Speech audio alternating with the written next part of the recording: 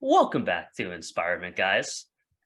It's your boy, it's Bald Boy, and I'm joined with Color Me Fresh, my Hi. man Sean, the OG Bobby. So today is kind of an interesting one. We don't have Dylan with us. And Sean and I were having a conversation before we started recording that I thought was super interesting. We were talking about communication and talking about bringing some of our interests into our work and communicating that to you guys. So, Sean, you were talking about your new character and she's inspired by video games, yeah? Yes, Lux? sir. Yes, sir.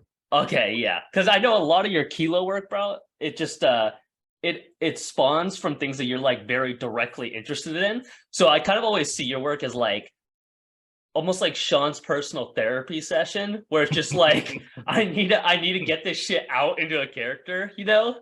Is that kind of how you see them? Is like each one that you make, you're like, all right, fuck. Now I haven't done a video game one. It's time to show people I like Pretty fucking much. video games. I mean, I don't know. I think I just kind of do stuff that I like. Like that's why I feel like for me, like even though like a bunch of hey man, I want a comic book, I want this, that, and the other.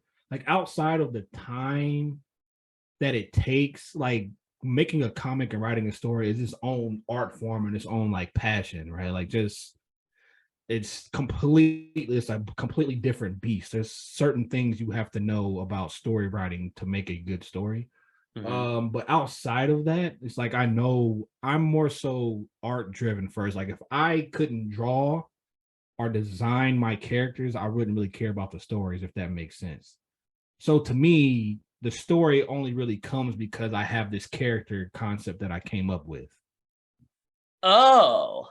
You see what I'm saying? Like most, like I think people Oh. that write stories tend to write their story first, or they're naturally a story writer. Because like a lot of people that write stories don't have to necessarily be good at art because they can just write the story. It's either a book, a novel, or they make it into a comic and hire somebody to make it like a graphic novel. I don't really care about writing a story, if that makes sense. Dude, would you ever consider like working with somebody to do a story? Or have you thought about how you can like just make a world without doing a story? Well, yeah, I mean that's what I'm saying. Like I design, like I take stuff I like video games, art, music, hip hop, sports, Uh-huh. right? And then I'll like even like cartoons, anime, action films, or just like old school movies, like like Don't Be a Menace, right? Like, and I find those kinds of things, and I just kind of figure out a way, how I would want to make my own character around it. And Uh-huh. then because I made my own character around it, it was kind of like, okay, well, what's kind of like a cool backstory for the character? Like that's how Kilo low key even started. I was watching Demon Slayer and the little dude with the mask on. I was like, oh, the mask kind of dope. So then I kind of came up with Gino. And then from there, I just drew more and more, came up with the concept I like. And I was like, kind of needs a story. And then the rest is history. That's fucking sick. I actually So didn't know yeah. that. Because now I'm like, my brain's churning and I'm like, holy crap. Because we were talking about we brought up the one time, working on a Kilo project, you and me, and like me being some sort of a supervillain or whatnot. But I didn't realize that was like I didn't realize the world came second, to be honest. I mean, because yeah, bro, I'm an artist. I like painting and character design and just drawing first. Like if I couldn't draw, like I had no artistic ability whatsoever, I wouldn't care about writing. I'm not a story writer, bro. I hated English. Uh-huh. Yeah, I don't fucking blame you. Dude, I was a slow ass reader. Bro, I was like a I hated slow reading reader. books, dog. Like even like the manga and comic books I have, I don't really read. I just look at the pictures.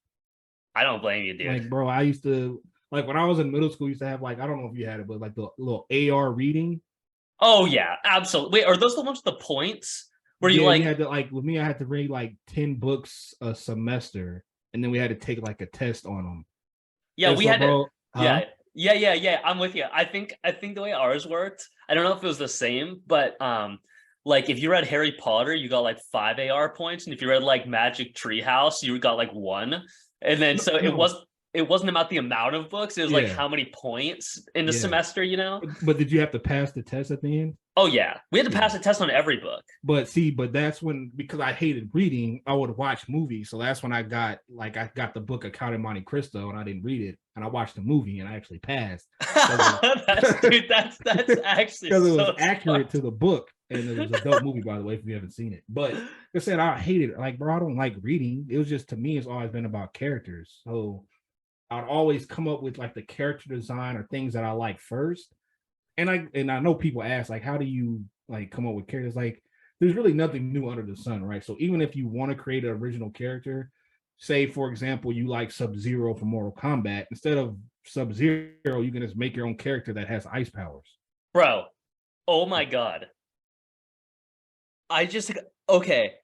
You know what your work reminds me of? So I used to think of like Kilo as being oh fuck, what's the movie called?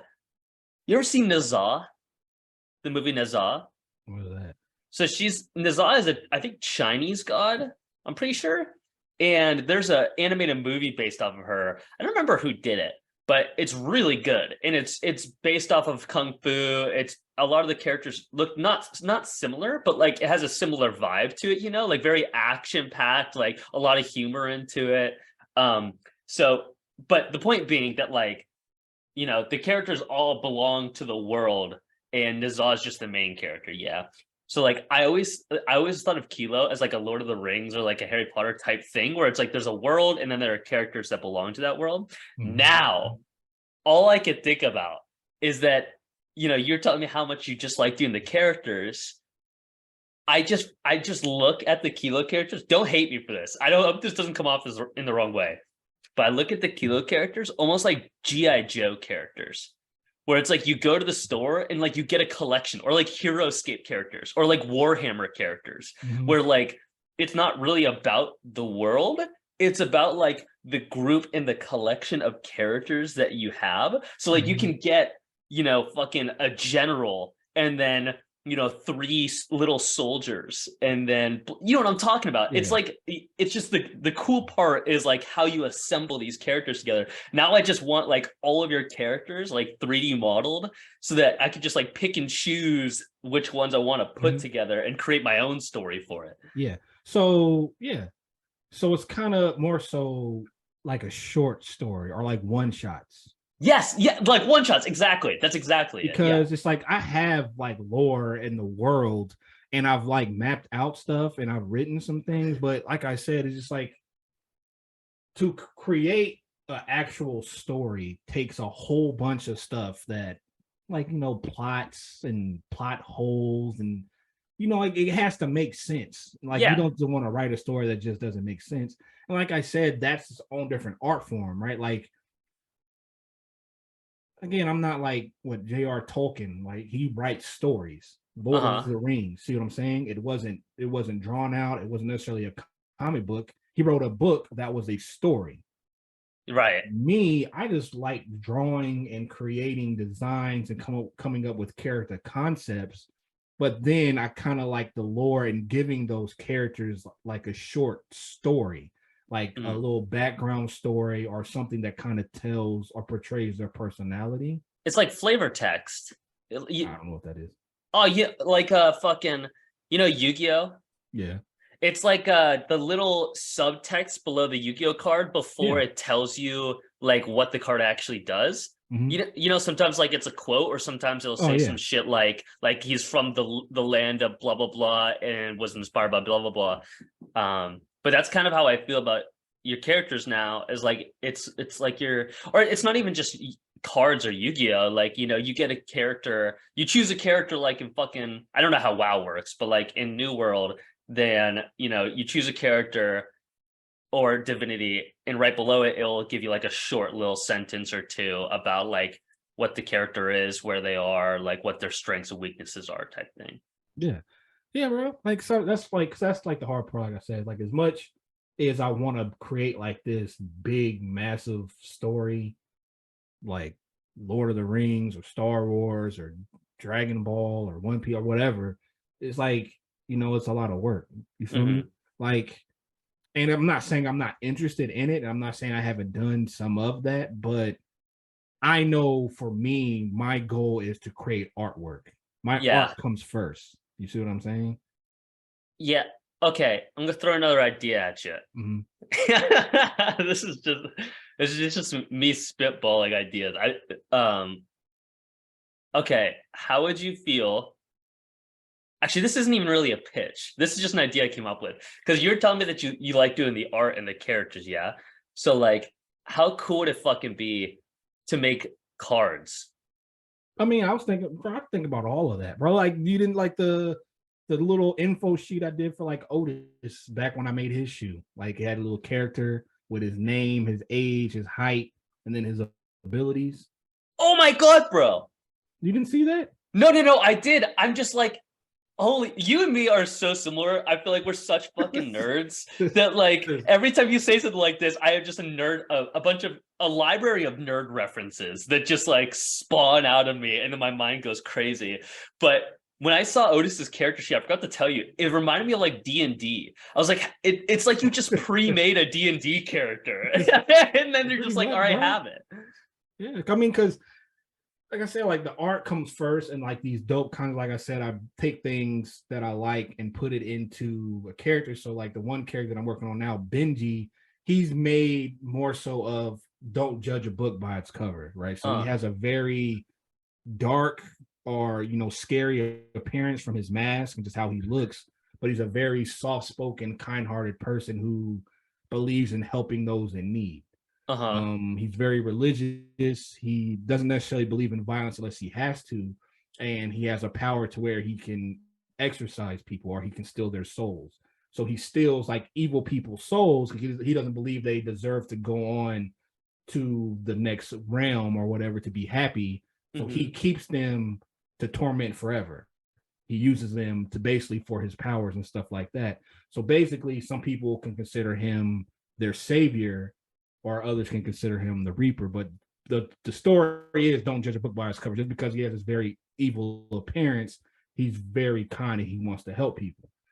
And that's basically the one shot. So, me coming up with the scene of him, like holding a butterfly in his hand and then going off to a village to help somebody.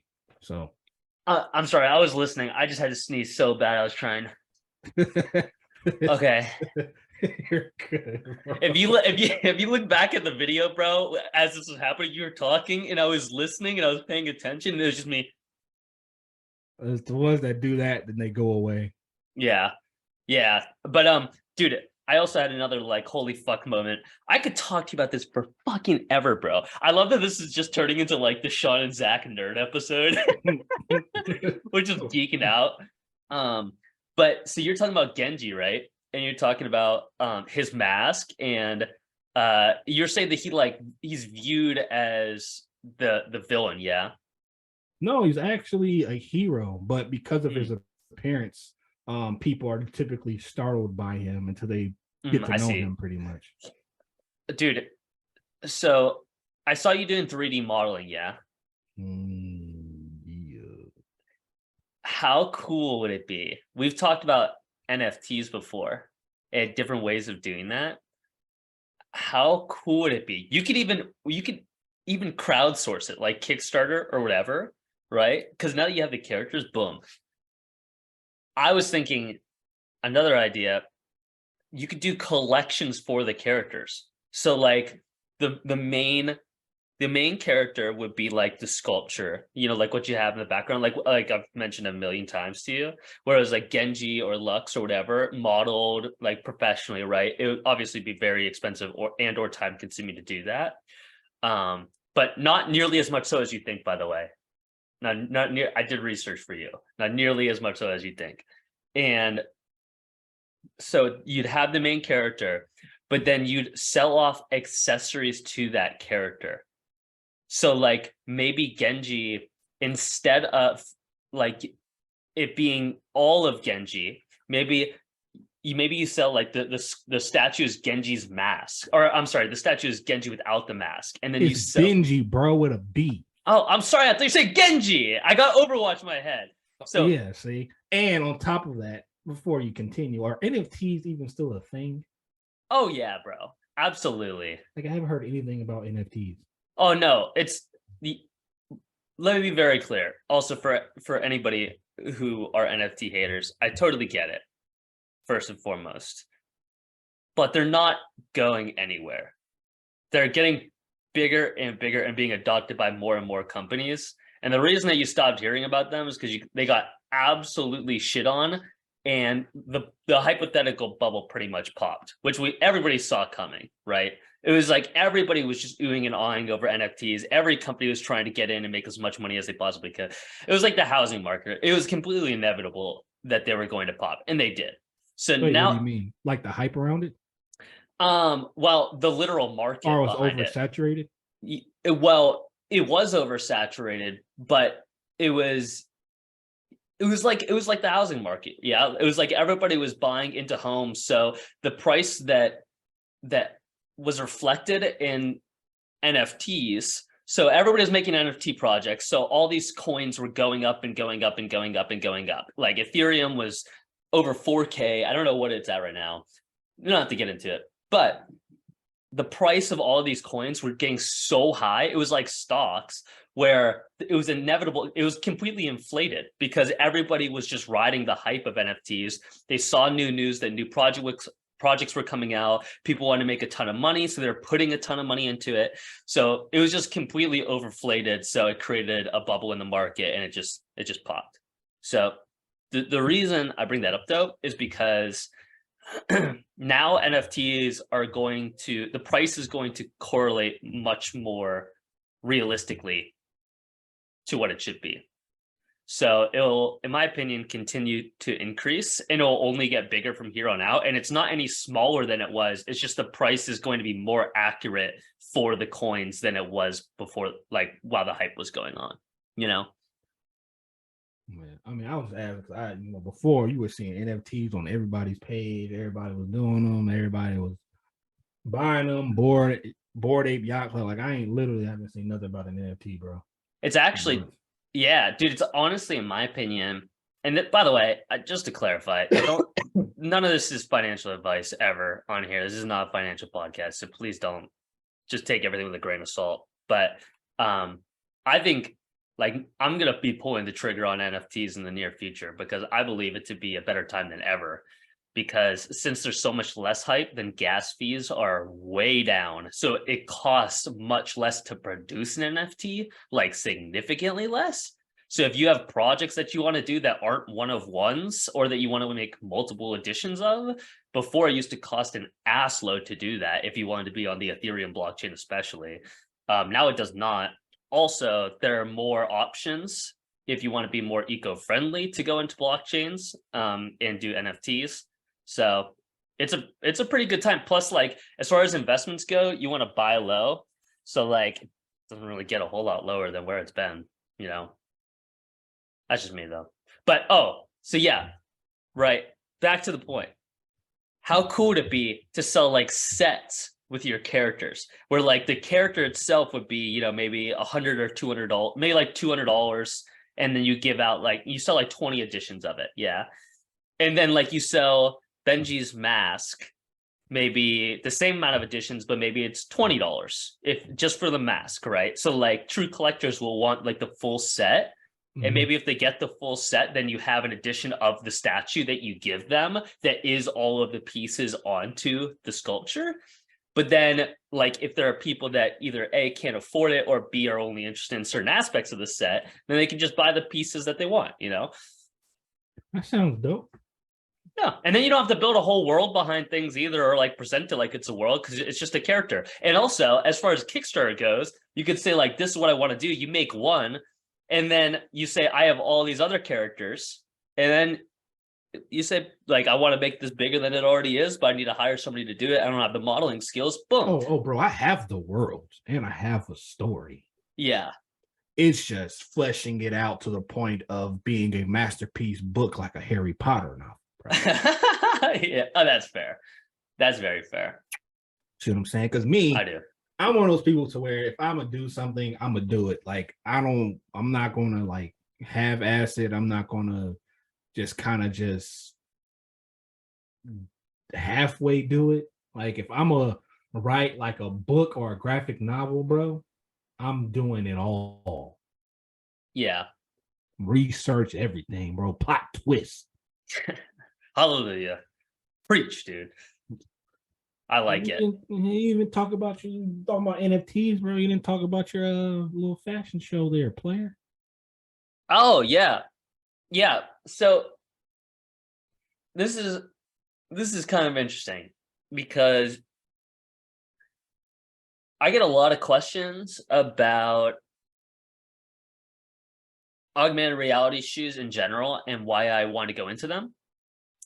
And especially now, so I have an augmented reality like runway show coming up. Um, it's a crowdsourced runway show, which like I know makes absolutely no sense. So I'll just briefly explain for a second. Like every single week, I do set AR days, which is allowing people to use that week's augmented reality shoes, wear them, and then they send me videos, and I compile all the videos together and make them cohesive in some way, sync them, and put them in certain spots so that it all works together to the best of my ability, and then release that video. So every week is like a crowdsourced video.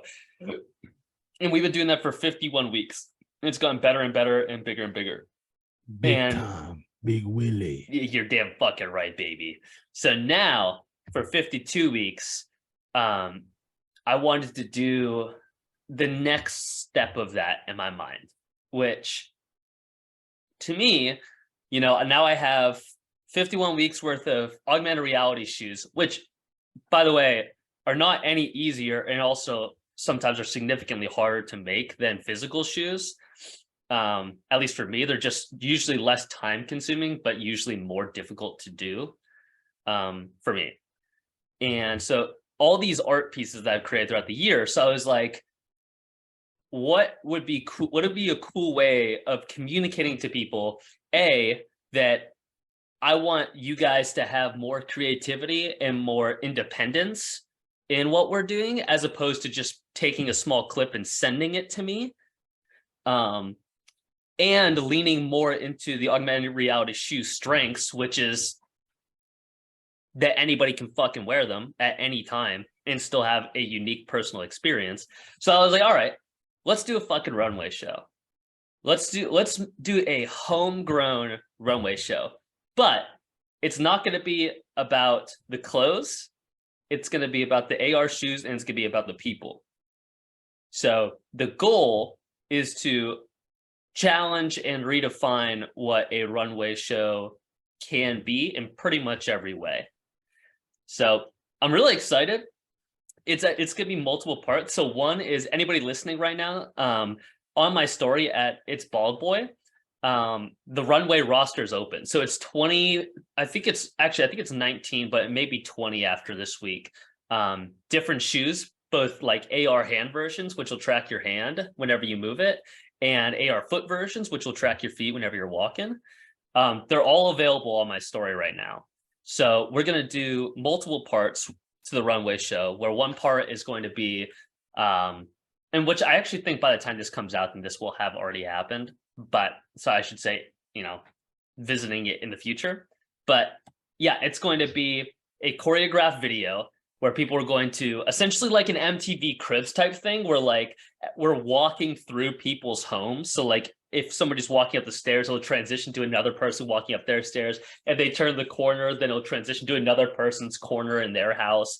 So essentially like just walking through the very intimate parts of somebody's home as a group. And then a lookbook, which will be like professional photography, again, like a choreographed scene that, defines essentially everything that I'm going for in the concept. So that's will have already happened probably by this point. But yeah, I think it's interesting because it's something I've never thought of before, because it's never existed. I have no reference point for anything. But it goes back to the point of really doing it was trying to communicate, the idea of a shared like personal experience, which is wild, Big things popping, player. Damn fucking right. Next step is going to be a catwalk. You want to have models walking down the catwalk in your runway shoes, homie. Oh, that'd be fire. AR shoes. That'd be fire. I have to do that, bro, because that's probably going to happen soon. So you probably need to get on that. Oh yeah, dude. I mean, what do you think I'm doing?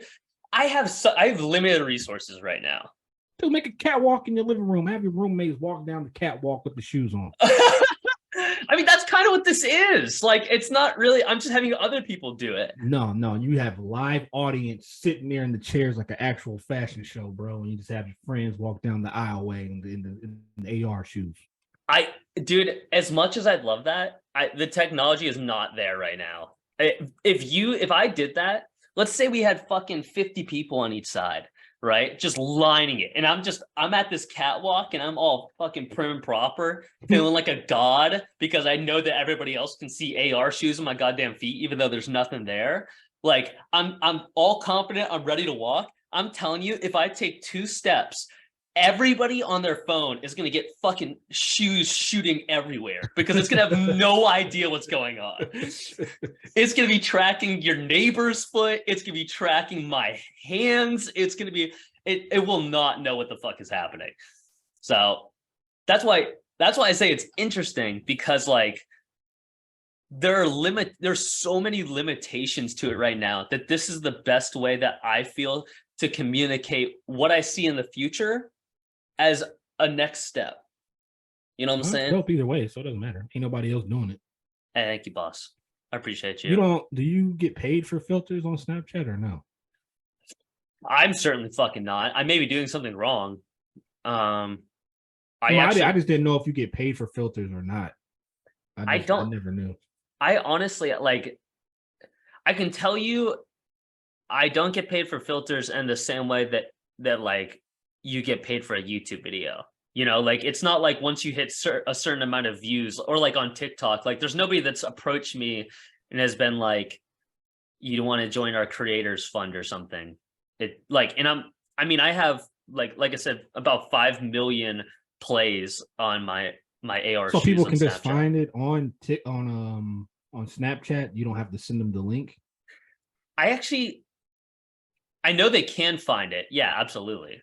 Because almost anybody, other than the SAT AR Day codes, almost everybody else has just found it because like there's like a recommended type thing. So if you go on Snapchat, your filters will pop up and there's just a bunch of ads, but then there's also like recommended filters. So depending on the category. So like the behind the scenes of it is I'll make a code how I want to. I'll design it all. I click publish once it's the way I want it. I give it a name and then I give it a category. And then I determine who gets it. So like I can say like it's bald boy anonymous shoe. And then I can say like close up, which means it's like the hand version of it. And then I can say I want it to be in the footwear in like beauty self-expression category. And then I can say I want either everybody to be able to see it, which is the public, or I want certain people to see it that I choose, which is a hidden code. Oh, okay. So like for businesses that have approached me for snap codes, like different either universities or individuals or, you know, some other footwear companies have come. I always make those codes hidden. So people will never see them unless those people want you to see them. Working with footwear companies now, bro? Yes, sir. And you talking about you ain't got no money. Sir. Where it's if I'm sure you can imagine, it doesn't exactly take no money to do this. So it's not like we're still growing for sure. You know what I'm saying? I mean, my computer is like my computer and my peripherals alone. I'm sure you know, bro. It's like, I mean, probably close to $1,200-$1,300 just to be able to do this. So it's like, man, I'll be charging an arm and a leg these footwear because you want me to make you some AR shoes. Yeah, do it, dude. No, I'm talking about you. $2,500 right now, making some AR shoes. That's what you should be telling people. Well, you know, it's getting to that point for sure. That's not very far off, especially depending on what people want, dude. Yeah, this Mr. You know, I don't paint shoes for get out of the bed for at least $600-$700. That's you. You be doing the same thing for AR shoes, bro. What you doing, dude? You're damn fucking right. It's been months. It's been almost a year of developing to get to the point where I could do this for other people. I mean, I gotta get like. Let's be realistic, dude. I mean, especially the value that it provides. Like, you're telling me. So I did let me backtrack a second. I did a base for a Pittsburgh Pirates charity. Actually, VC2 Art, he painted a Pirates base, and I attached an AR code to it, bro. And the code, or the AR sculpture that was attached to it, was like an old school Pirates baseball that had like our logos on it, and it was all old and decrepit, like you know, my shoe art. And I don't know how many people saw that, but you can imagine, right? You give that code out to an entire Pittsburgh Pirates stadium and let them use that. Do you understand? Like that is thousands of people that are just have their minds blown over one thing. Like they've never seen anything like that. It's like the ultimate marketing tool for businesses right now. I mean, anime, like, not to fucking solicit on the podcast, right? So I'll stop, but like you can see that like the value is there. I mean, you can do anything. You can do animations, right, bro? Like wedding cards for people you can fucking do. So like, you know, it's not like this is me doing something that is like gimmicky and new because it's like gimmicky and new. It's like the value is there, or I wouldn't have been putting so much effort into it. And I'm just happy that I can use it like for my personal art and shoes the way I want to. You know what I'm saying? Yeah, bro. Ain't nothing wrong with that. Yeah. So I say, you never mentioned that you had shoe brands and companies and stuff coming to you for AR shoes. You always made it seem like, man, I don't get no AR love, man. Don't nobody give me no AR love. I've been lying this whole time. When did I say that? Tell me when I said that. Oh man, I gotta sell my body for some money. You're such a fucking asshole. You're bullshit. I'm I'm getting gaslit right now. What? Yeah, I'm getting gaslit. That was one time, dude. And I told you not to share that on the podcast. No, you didn't. I had to sell my body one time.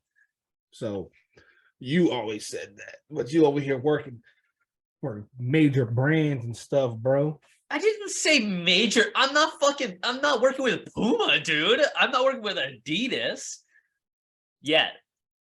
Adidas Maritas. Yeah. Oh, this whole fucking tangent was just for the point of saying, like, really, that to me, like, AR stuff is for that shared experience. It's kind of like the next step of communication for me, right? So like, I know you and I talked about this a lot, and we mentioned it on Vic's podcast whenever we had her on. But like, to me, there's you communicating your artwork for yourself. You know, so like you have an idea, I want to put it on a shoe. Like you make art with your heart. Trademark TM. Oh my god. And then so you make art with your heart, right? But then it's like, okay, now you have this art. Now you have to communicate it to other people in some way, or not. Like you have an extra step of either making content or choosing not to make content, whatever the fuck, right? So like, I try my best to make like new videos and see what people like. Sean, you branched into YouTube to do that, right? And you decided to go to like the tutorial route. Was that the plan? Like what has your approach been to like communicating your art to other people throughout the last couple of years? Making it, bro. That's it? I guess. I mean, YouTube is cool. I mean, I haven't done a tutorial on YouTube, bro, in like 7 months. Uh-huh. Some of my stuff on YouTube has lately been me just making stuff.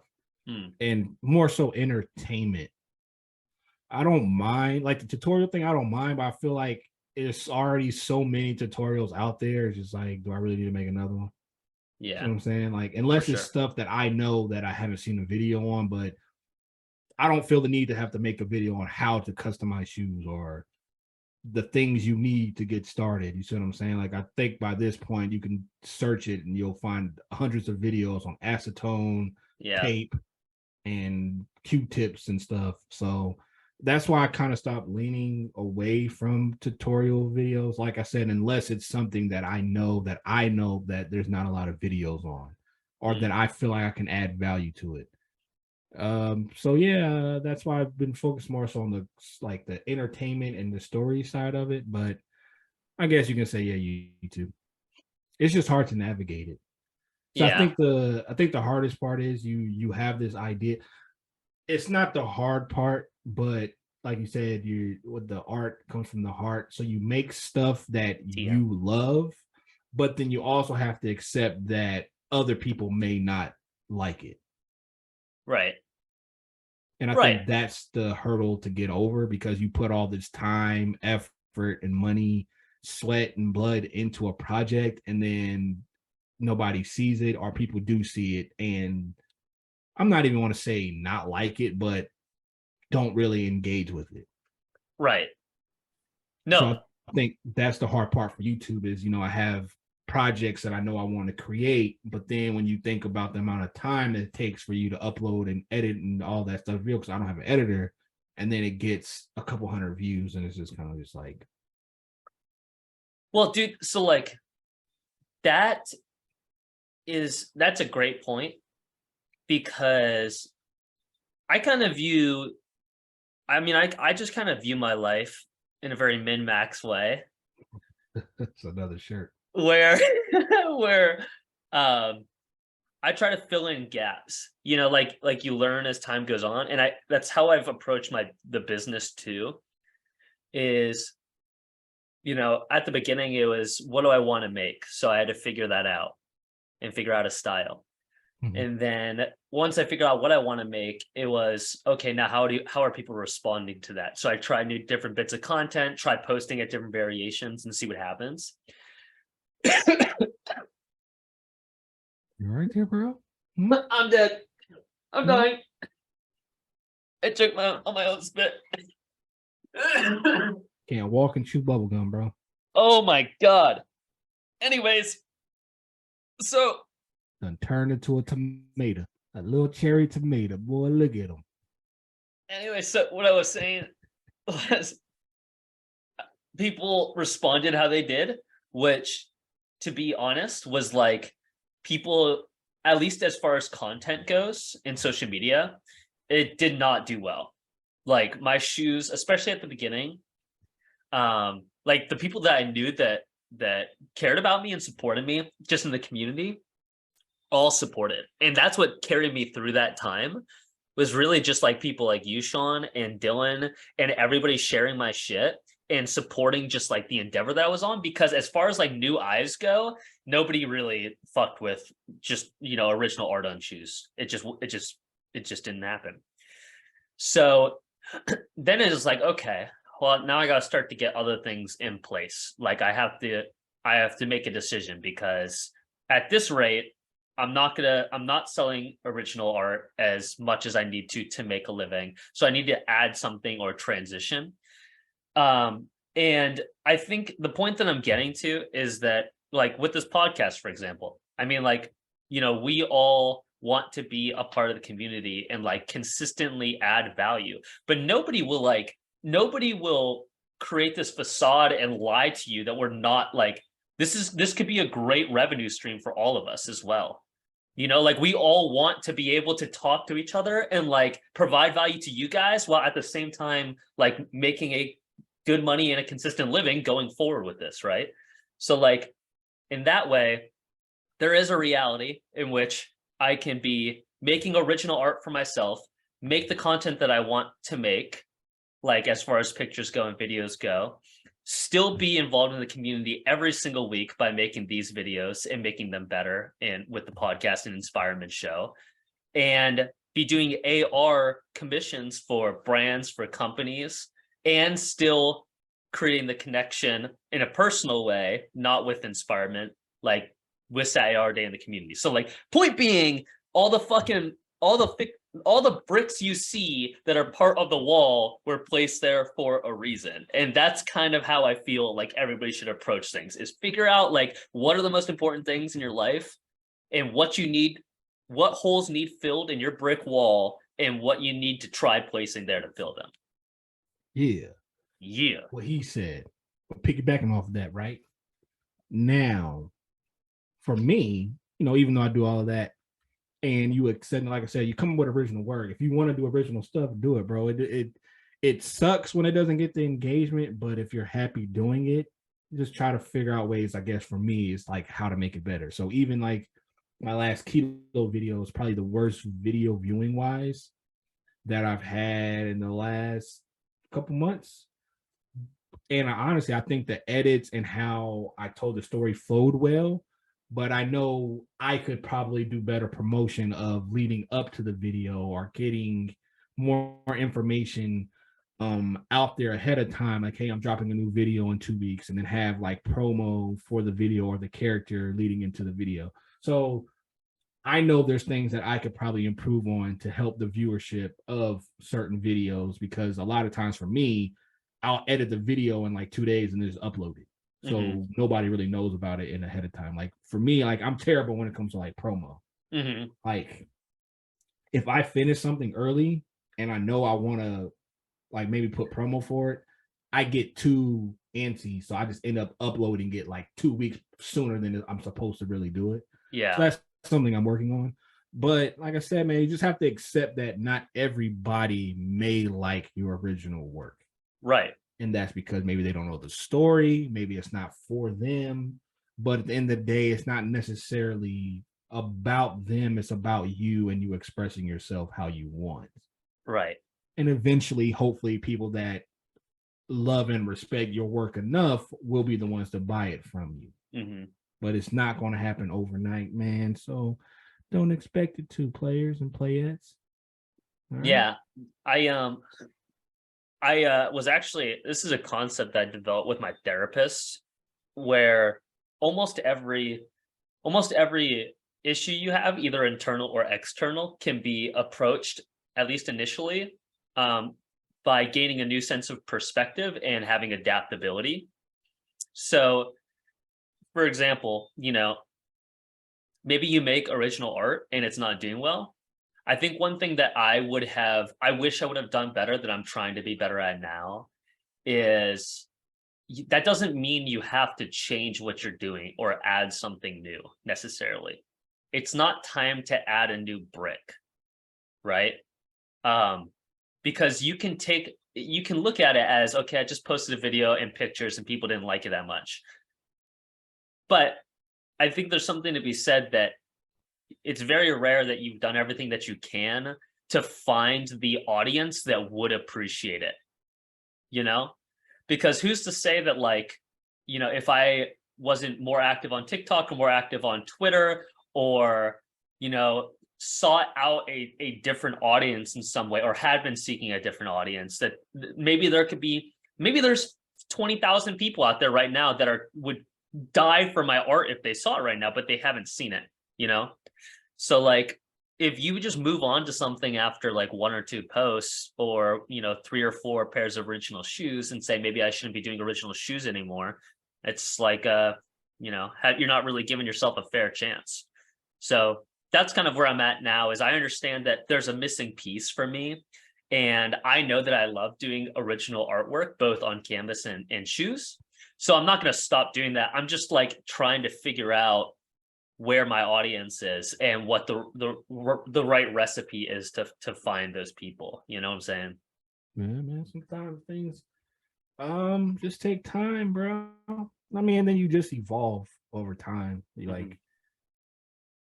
Like me, I wouldn't let maybe engagement I didn't get. So I know a lot of people deal with that, right? Like even outside of original work, even though I said customs in general, like there are a lot of people that are like quitting and or maybe like frustrated because they take time to do these projects and to make these shoes, and then they post it, but they don't get engagement on it. So then it's just kind of just like, oh man, I'm gonna quit, blah blah blah blah blah blah blah. Me, I don't think you should quit because of engagement, or people aren't looking or seeing your stuff how they want you to, if you still enjoy it. If you no longer enjoy it, then sure, quit. But don't let that be the deciding factor of you giving up on art because you're not getting some likes or people aren't sharing your content. Right. If you still find enjoyment in what you're doing and you still like it and you still love it, keep doing it. And then eventually you'll get better. And don't just blame, like for me, I don't blame the algorithm. Right.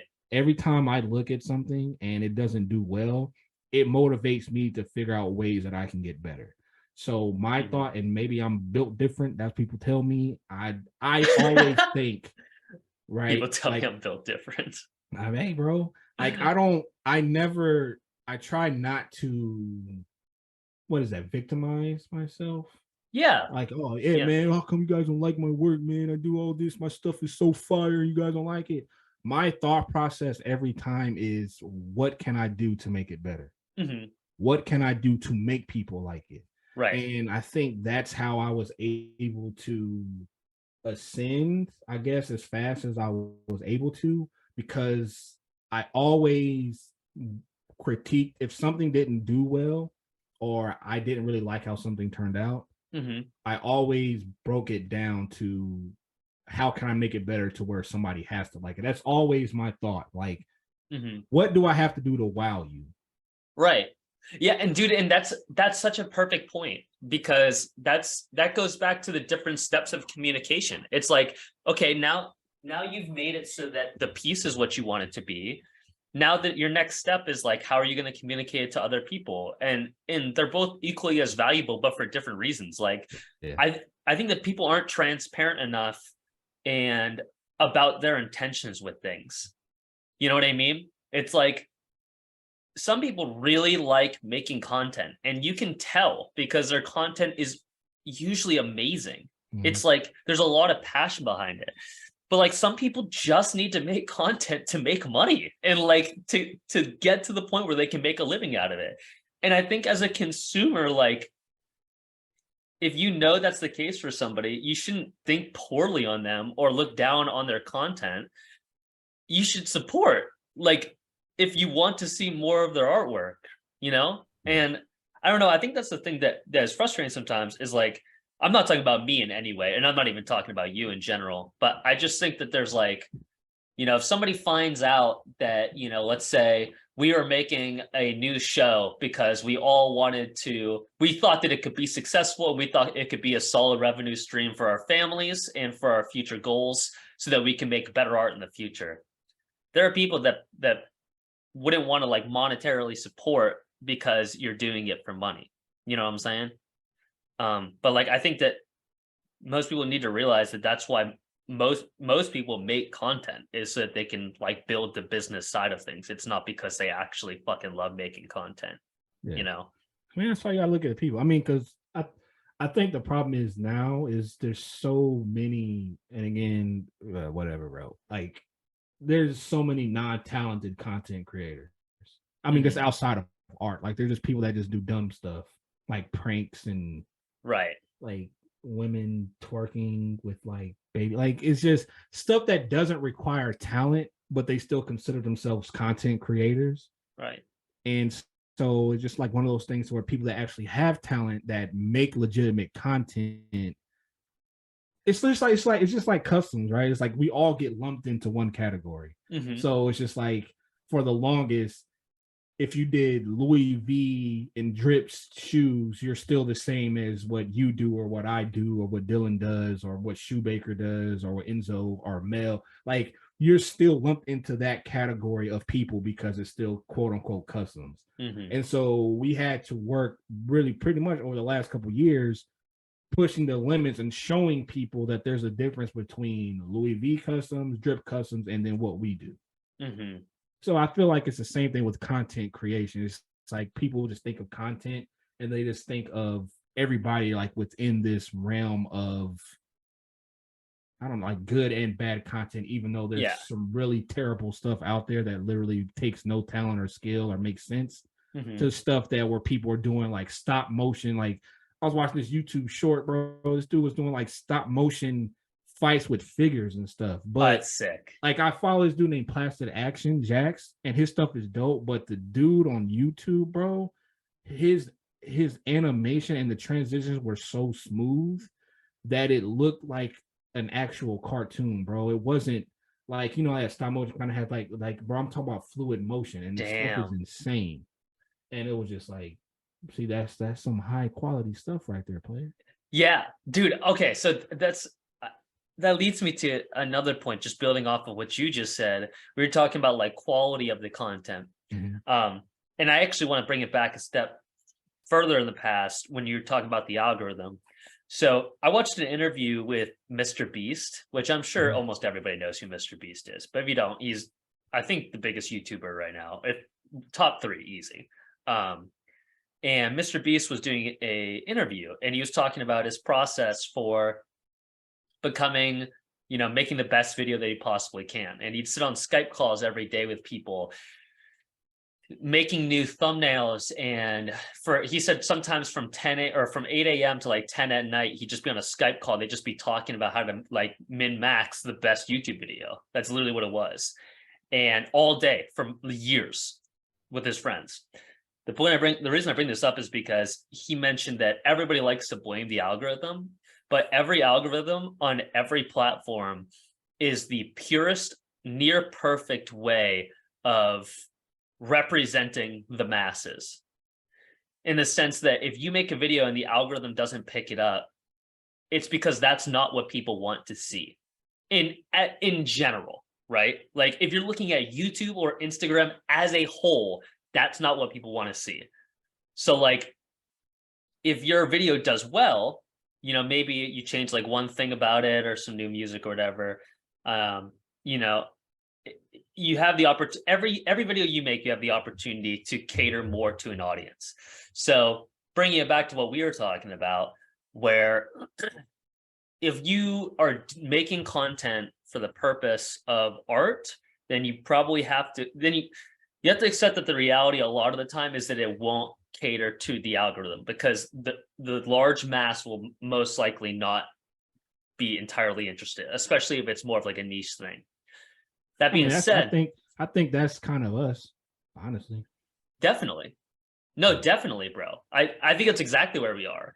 And that's why, like, if you want to use social media for its purpose, that's why everybody recommends you just make an ass load of content. It's like make videos kind of like what our Inspiriment is, where it's like us talking to each other like on TikTok, and what volume, you know what I'm saying?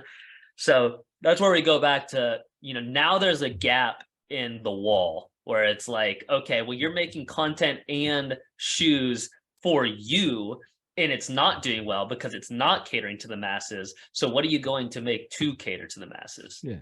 Yeah. I mean, because that's the truth. I mean, because customizing shoes, it's like what is it? I would say it's I don't know, it's a big fish and a big pond, because it's big, but then it's small at the same time.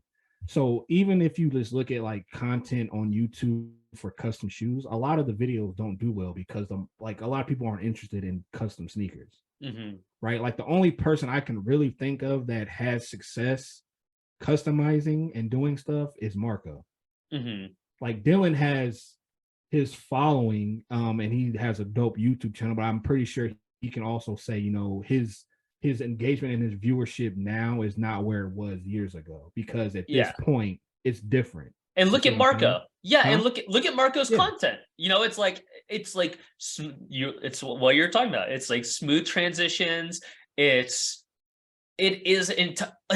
content is not made like to highlight the shoe. It's not made to be. He's working with celebrities. Like he's catering to the algorithm with his videos. Yeah, and that's exactly it, right? Like even if you look at art channels now, like art channels 5 years ago, 10 years ago were booming. But if you look at the kind of stuff art channels have to do now, it's completely different than what they were doing 5 years ago, because they have to cater to what people want. So even when it comes to custom shoe channels, it's like you have to make a specific kind of content, more so on the entertainment side, or working with celebrities, or doing like challenges, like ZHC, giving away $100,000 to people to come customize my Tesla.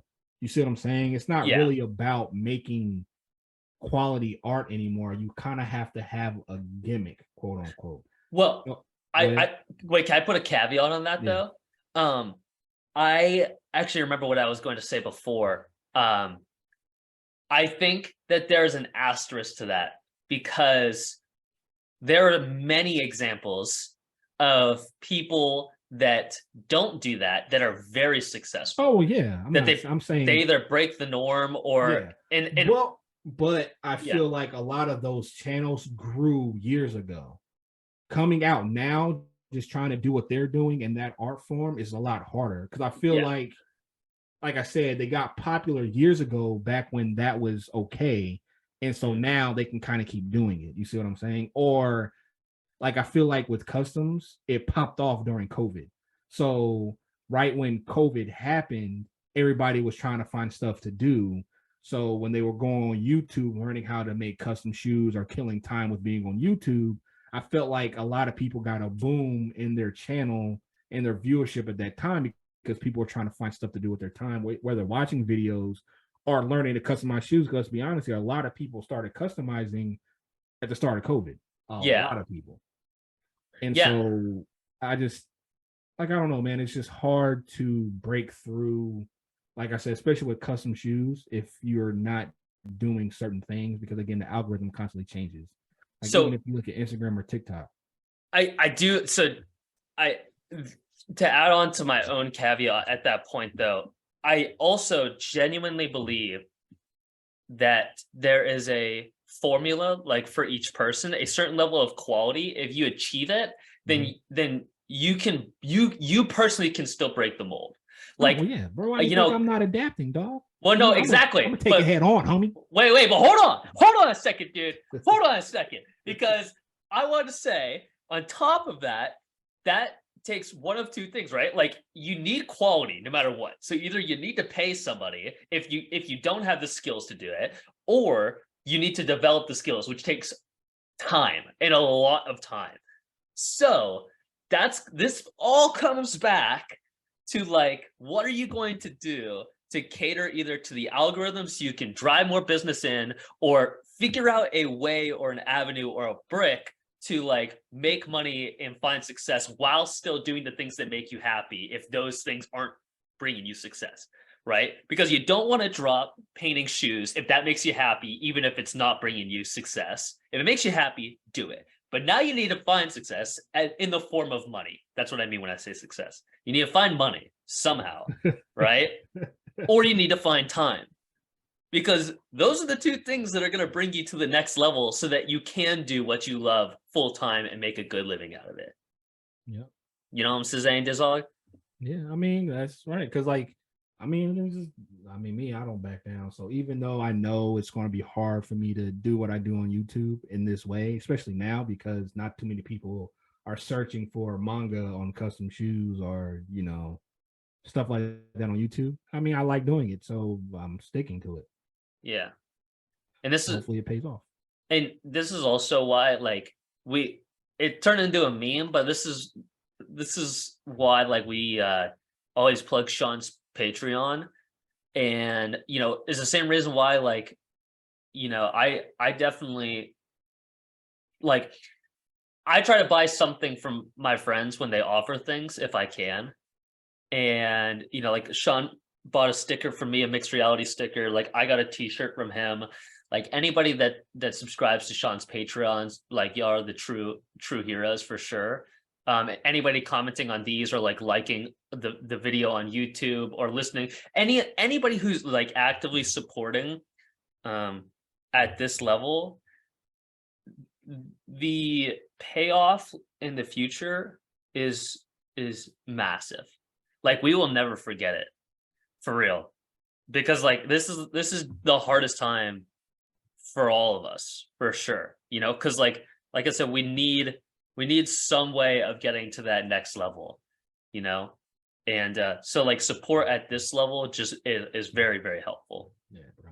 Like, I'm gonna say when, I'm not gonna say if, when I make it, bro, and I'm worth like $5.7 million or something crazy like that. That's it. Everybody in Disney World, man. You want to go to Disney World? That's it, bro. 5.7. No, that's the good starting number, bro. You know. Okay, that's steps. Okay, the starting number, man. When we do my contract and all that stuff, you know, it's gonna be higher than that. Right. Okay. After you renegotiate, you'll be yeah. Okay, that's what you're saying. Yeah, I want to go to Disney World. You know, when I become Kanye without the cancellation, you feel me? Yeah, without the fucking anti-Semitic comments. Old Kanye. Yeah, old Kanye, man. College dropout Kanye. Yeah. All right, bro. I think I gotta go pee so fucking bad. So I think this is a good place to stop her off. Um, is there anything that you'd like to plug that you have coming up, Sean, before we close her out? Nope, man. I'm just in the lab cooking, baby. You know what I'm Yeah. saying? Just stay tuned, man. And grind don't stop. You know what I'm saying? 24/7, 365, baby. That's what we do around here. It's a fire way to end. I think that's a good way to close it, baby. Have a great day, y'all. All right, peace.